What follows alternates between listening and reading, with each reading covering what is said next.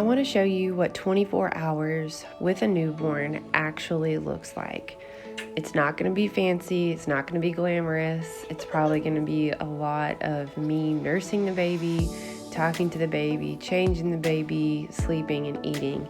But I think it's really helpful to see what real life is going to look like or could look like. It's a little after 9 and we're getting in the bed. Corrie's almost 2 months old, and it's so hard to believe that she is my 5th baby. I can remember being a first-time mom, being overwhelmed at all the newness, just wanting to get this thing right. Now I see that just like we are made to birth, we are also made to mother, and that our motherly instincts are pretty good. I'm trying really hard to not get postnatal depletion after having Corrie, so I'm taking an organ complex by Just Ingredients, and I'm trying to go to bed at a decent hour.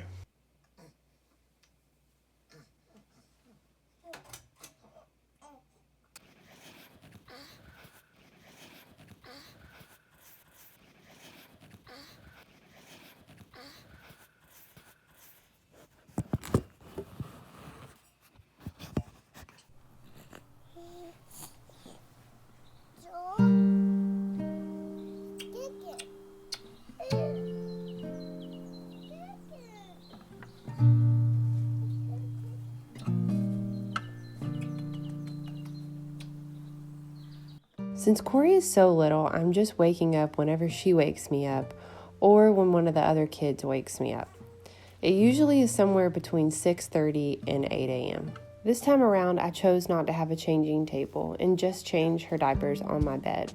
It's really not a big deal, and one game changer is just keeping a trash can for diapers right by the bed. She's just barely starting to smile at me, and there's just nothing like it. I can remember when I had my first baby. It was so paralyzing to figure out, do I sleep train? Do I not? Do I do a schedule? Do I not? And it seemed like a lot of the women around me really clung to the schedule. Now, I will say, it would have been really helpful to just take a look at the schedule, to take a look and see, okay, what's the rhythm? What's the flow? Generally, when do they eat? Generally, how long do they sleep? How long are they awake? Those things would have been helpful the first time. But then I feel like it's easy to swing the other way and cling to a schedule and be super, super rigid with a schedule, all at the cost of relationships or not going to church or not going and just hanging out with people because you want to live and die by the schedule. And to me, that really defeats the purpose. Let the schedule serve you and not the other way around. But this time, I'm just choosing to let her come into our day, into the schedule that we already have for our family. And she kind of just naturally finds her rhythm that way. My bedside table is a little bit cluttered these days, but there's just so many things that I need within arm's reach. It's key having the water there, tallow, tissues, diapers, wipes, my Bible, journal, and of course my little Mudita alarm clock. Corrie sleeps pretty soundly in the little DockATot, which is in the bassinet in my room, unless she is found by one of her siblings. Oh, gentle. Matt has been generous lately, making breakfast. I call him the breakfast man. And the house is a little bit cluttered, but, I'm just trying to do the basic things like feed the baby, change the baby, get some sleep, and just really try to rest as much as I can and not worry so much about the house. But it's hard.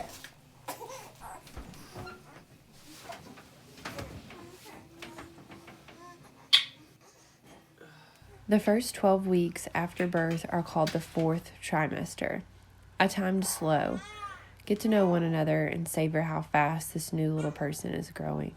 It can be such a beautiful time, but like every season, the 4th trimester comes with challenges. When I first became a mother, I was shocked by how long I bled after birth, how unnatural the natural thing like breastfeeding can be, and just how fuzzy my brain could feel after many nights of interrupted sleep. Most of this season can be summed up in feeding and changing and sleeping and just trying to nourish myself. But it's also just filled with gratitude for the opportunity to get to be a mother once again to another little person. I really love this breastfeeding pillow called My Breast Friend. I think it's so cleverly named. It's hilarious.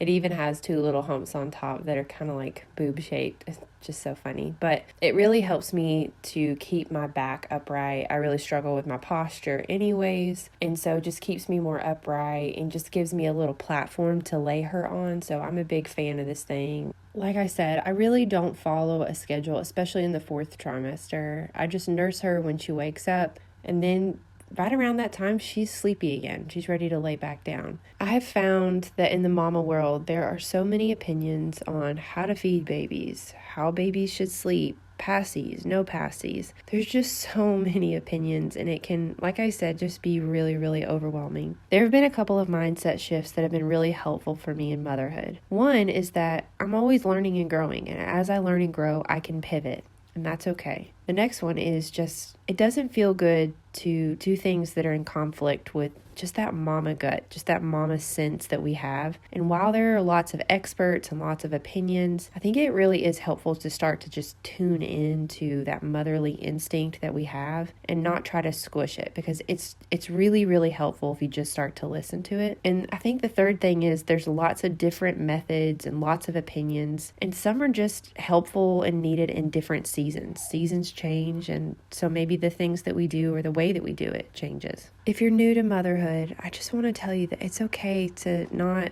know what you're doing at the beginning.